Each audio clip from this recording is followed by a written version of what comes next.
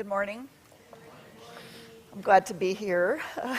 I woke up a little late this morning, so it's nice to be so relaxed about giving this talk. It's actually not the case, but my body seemed to be relaxed about it.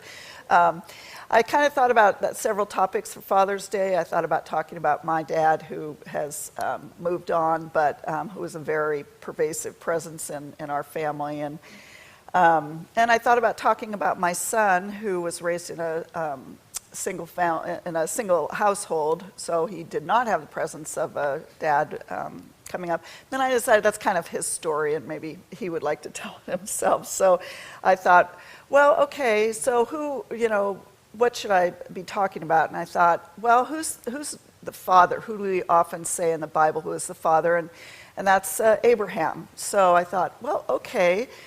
So I kind of looked around at some of the stories, and I thought, oh gosh, this will be great. I'll talk about when Abraham sacrificed his child. That's a, happy little topic for Father's Day. And then my son called me at 9:30 this morning, right as I was running out of the house, and said that he couldn't join me for Music Circus today because he had gotten the time wrong on his calendar. So I thought, oh, child sacrifice is perfect. That's what, I'll be talking about the whole day. Anyway, he's a great kid. Just has a little calendar management problem. So I am going to talk about what's called the binding of Isaac, and not the computer game. When I went to look this up on the internet and everything, there's evidently a computer game that's very popular and probably not something that any of us here would want to be dealing with, but it's called the Binding of Isaac. So it was interesting to do the research and have all this computer game stuff popping up at the same time that all the religious things were coming up. So I'm going to talk about the Binding of Isaac. I'm going to read you the story. It's a pretty short one. And then I want to talk about the lessons that we get out of it, because it's, reading all the stories from Abraham's considered the father of three religions, both the Jews, the Christians, and the Muslims. So there's a lot of emphasis put on him as a kind of a patriarch, and so this is an interesting story, I think, and has a lot in it for us, notwithstanding that God is asking Abraham to sacrifice his son that he's waited for 92 years. So let me read you the story. Now it came to pass after these things that God tested Abraham and said to him, Abraham. And Abraham said, here I am. He said then, take your son, your only son Isaac, whom you love, and go to the land of Moriah, and offer him there as a burnt offering on one of the mountains of which I shall tell you. So that's pretty shocking. But Abraham does what God says. So Abraham rose early in the morning, saddled his donkey, and took two of his young men with him, and Isaac his son. And he split the wood for the burnt offering, and arose and went to the place of which God had told him. So they walked together, and on the third day Abraham lifted his eyes and saw the place far off. And Abraham said to the young men, stay here with the donkey, the lad and I will go yonder and worship, and we'll come back to you. So Abraham took the wood of the burnt offering and laid it on Isaac his son. He took the fire in his hand and a knife, and the two of them went together. But Isaac spoke to Abraham his father and said, my father. And he said, here I am, my son. Then he said, look, the wood and the fire, but where is the lamb for the burnt offering? And Abraham said, my son, God will provide for himself the lamb for the burnt offering. So the two of them went together. Then they came to the place of which God had told him, and Abraham built an altar and placed the wood in order, and he bound Isaac his son, laid him on the altar upon the wood. And Abraham stretched out his hand and took the knife to slay his son. But the angel of the Lord called to him from heaven and said, Abraham, Abraham. And Abraham said for a third time, Here I am. And the voice said, Do not lay your hand on the lad or do anything to him, for now I know that you fear God, since you have not withheld your son, your only son, from me.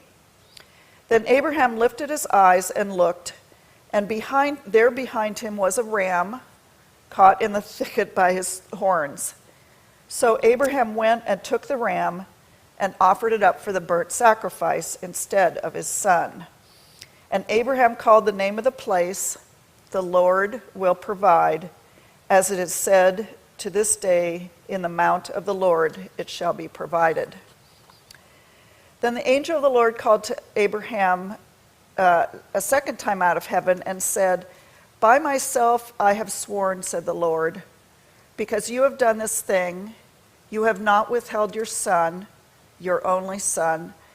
Blessing I will bless you, and multiplying I will multiply your descendants as the stars in the heaven, as the sand which is on the seashore, and your descendants shall possess the gate of their enemies.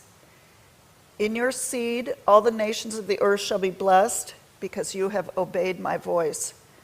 So Abraham returned to his young men, and they rose and went together to Beersheba, and Abraham dwelt at Beersheba. And that's the New King James Version of that. So, that sounds pretty barbaric even for the Old Testament. So what are we as lunatics supposed to learn from this story? And as I'll describe, there are a lot of lessons from this story. And that shouldn't be surprising, as I said, because, three of the major religions view Abraham as part of their origin story. So I'll mention briefly a legal, historic view of what this is supposed to mean. But I think some of the other lessons that I'm going to talk about is testing our commitment is another lesson. Faith and obedience, as you can hear from the story itself, is a big part of the story. And then at the end, we get some advice on how to seek solutions. So from the legal kind of historical part, which is, of course, as Claudia said in her very nice introduction, that is always my interest.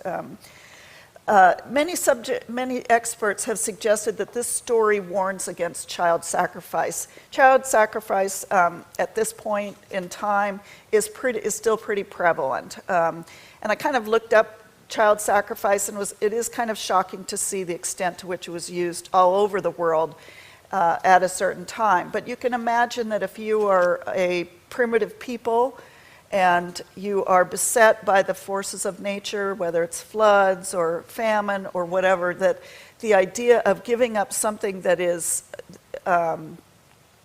your most dear thing, might be a response of primitive people to basically say, oh yes, I will sacrifice this if it makes something better. So a lot of people, basically a lot of writers, think that this is really something that's not, that's a way of warning people against it and saying, we're not going to do that anymore. Metaphysically, the story says that we do not have to sacrifice the joy in our lives. Isaac means joy, translated as joy. And so we may feel that we're traveling to Moriah in our lives with a sense of impending doom, perhaps an unpleasant anticipation of unknown events, challenges beyond what we can bear. And we may need to sacrifice or put aside our strong, unredeemed thoughts of the physical world. So we may need to get beyond the physical world, and that could mean avoiding getting caught up in physical appearances or getting caught up in the dramas of life, avoiding materialism, et cetera, whatever comes to your mind.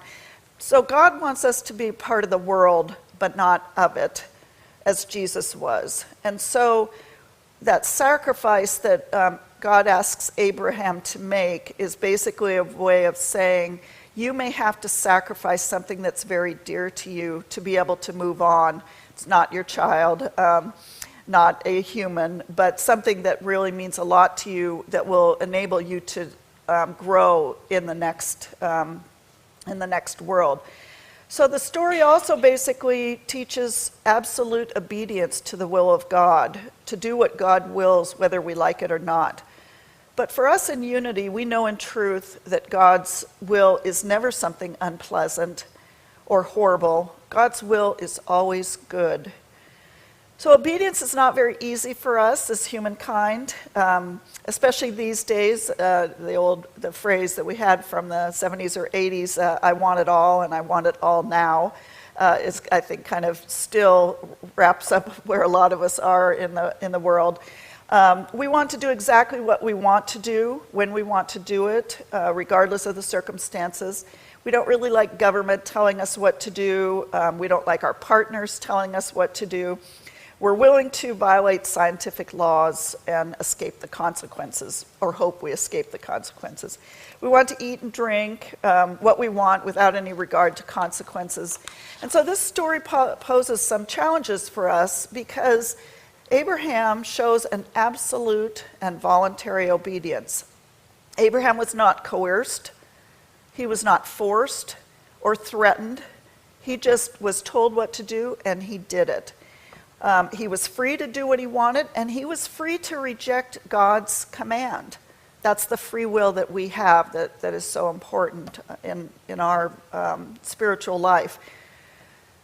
This request is representative of the fact that sometimes the things that we feel that we are asked to do, or that we know is the right thing to do, is a classic struggle between our human self and the higher spiritual self, where we really know what we should do, but sometimes it's just a little hard to think that you're going to have to make a sacrifice or do something that's not our kind of I want it all now type of approach. So when we look at the story from our human view, all we can see is the loss of this. Abraham would be losing a son that he had waited for over 92 years. But from the spiritual side, we expect blessings and benefits that come to us who are obedient to the higher self, as Spirit guides us in complying with spiritual law. When we listen and follow the inner voice of the higher self, we never lose. There are many times when we may have to give something up, something that is not for our highest good, but when we do, we find that great blessings come into our lives. Our commitment to Spirit should always come first, even if it appears that it may be at the expense of our state of joy. But as Abraham found, loyalty or commitment to God will really never take our inner joy away. In fact, our joy will increase. So another thing that we get from this story is that there are tests, and Abraham is tested in this particular story. So if God was setting out some kind of test for Abraham, what should we take away? Well, in Unity, we believe that God is all wise, and he should have known Abraham. Why was God concerned about needing to test Abraham when he would know that Abraham was totally committed to him? God had given Abraham great blessings, but Abraham had basically followed in the steps of the Lord as God had asked. So maybe the test was not for God's benefit, but maybe for Abraham, in helping Abraham know where he stood in his commitment to God. So often we have made commitments to our inner God in a crisis or an emergency moment. I'll do anything if you'll just, make this right. But that may not be a strong commitment. When the crisis passes, we forget about the commitment, or when something really demanding is called for, we hesitate or we just give up.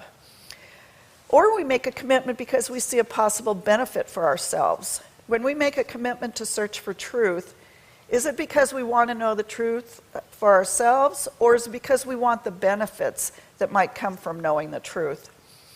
And so if we are truly committed to the search for truth, this is a commitment of obedience, same as Abraham made.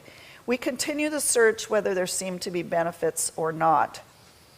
So for example, do you believe that healing is possible to the extent you continue your search as long as it takes, whether there is less evidence of the healing you seek than you wanted?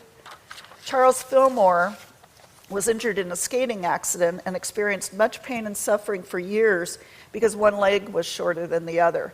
But he carried on his search for years, grew in spiritual understanding, and ended up having a significant influence in the world due to that commitment to his search for the healing. So that's one test of obedience. Another test was that Abraham was a planner. He lives today so that his people will survive until tomorrow. So he is taking care of a huge number of people. And so he is very much the person who's looking ahead, making sure that everything's going well. So he's probably, like some of us, not really totally existing in the world today. He's really focused on tomorrow and looking forward. In sacrificing his son, the embodiment of all his tomorrows, his test is to learn to live in the present, to value today, regardless of tomorrow. And he must be fully in the present. His son would no longer represent a glorious future. He will have to value today. He has to live without dreams and love without plans. So in those 3 days that they spent walking together, Abraham learns that simply being together in the present can forge an eternity of meaning and love. You'll notice that there was no dialogue between the two in the story. All Abraham can do is to savor his son's presence and his son's present. Ultimately, that is all there is. That's what I had to remind myself with my son this morning. What is Isaac's test? Here's a guy who is basically 37 years old by the reckoning. He lives for the moment. He's spontaneous. He does not fight his father. After all, he's a young man and his father is ancient. Abraham would not have been able to bind Isaac to that altar without Isaac's acquiescence. And so perhaps Isaac is willing to be sacrificed, to have his moment of glory, to be a martyr to the faith. And so instead, he becomes part of the ongoing march of people through the ages, rather than experiencing one blinding moment of glory. So Abraham learns that he must be open to the power of the moment. Isaac learns that he must plan and build. We want to enjoy life in the moment instead of longing for some future perfection or glory. We need to cherish those we love, to make time for them now, rather than taking our loved ones for granted. Are you out of touch with an old friend, a child, a parent? Saving time and money to spend with your family when you retire? What if they aren't there when you finally have time? Are you passing on special skills that you acquired over a long life of practice? As tempting as it is to live for today, tomorrow will come, and there will be people who depend on our preparation today to enjoy tomorrow.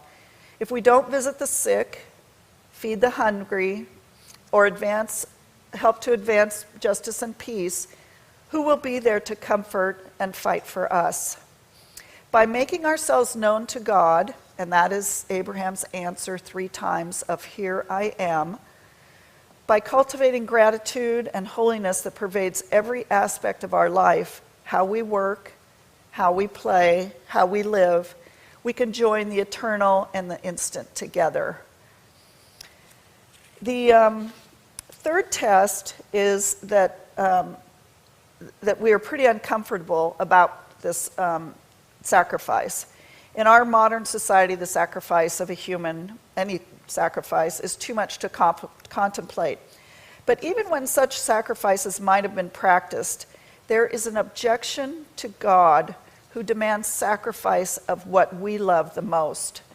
The trial of Abraham tries us all, and we all have our trials. We cannot choose whether we suffer or not, but we can decide what to do with our suffering. As Nietzsche said, what does not kill us makes us stronger. And what Abraham might have said is, what doesn't kill me makes me wiser and more compassionate. We don't know why Abraham was tested. He was a blessed man by most measurements. He had a beautiful and devoted wife, wealth, prominence in the community, and best of all, intimacy with the creator of the universe. But how empathetic would somebody this lucky or this blessed be to others? Wouldn't he secretly feel smug and kind of superior that he had that relationship with God, that he had been so blessed? Wouldn't it be natural to blame the less fortunate for their sorrow or their bad luck? So it doesn't really matter to us why Abraham was tested, because we don't really get an explanation for enduring suffering and sorrow when it occurs. What his experience does is provides us with the ability to see how to respond to trials with resilience, humility, and resolve. God calls out the test, whatever it is for us, and we answer, "Here I am." We don't ignore the call. We don't flee. We don't run. We don't hide. We don't become consumed by loss and doubt. We move forward. Some writers suggest that there is a reason that Abraham is called twice at the end, where the angel says, "Abraham, Abraham." Some people have suggested that Abraham is so intent on following God's will that the angel has to get his attention. But I think that we can believe that the Abraham who walked up the mountain was not the same Abraham who came down from the mountain. The former was incomplete. Even with all his blessings, his relationship with God, he still was working on becoming a more godlike person.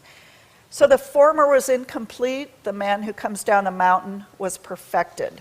He was called twice as the former and as the latter to show that there was a change in his belief system, in where he came from going up the mountain and then coming back down.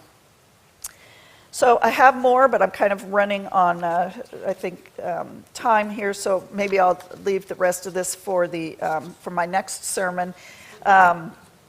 So I'll just leave you with the thought that when God promised Abraham that his descendants would multiply as the stars of the heaven, what this basically does is gives us an idea about what to do when we need to bring forth blessings and unlimited blessings. If you feel lonely, discouraged, that there's no solution to something in your life, God instructs us to go outside at night and look up at the stars. Millions, billions, trillions. There are that many and more possible ideas within your consciousness waiting to be perceived and accepted and expressed in your life. Life offers infinite variety. Our human ego may look at life and see boredom, dullness, same old, but it's only the human personality that feels empty. Our real self, our spiritual self, is filled with infinite possibility. Thanks.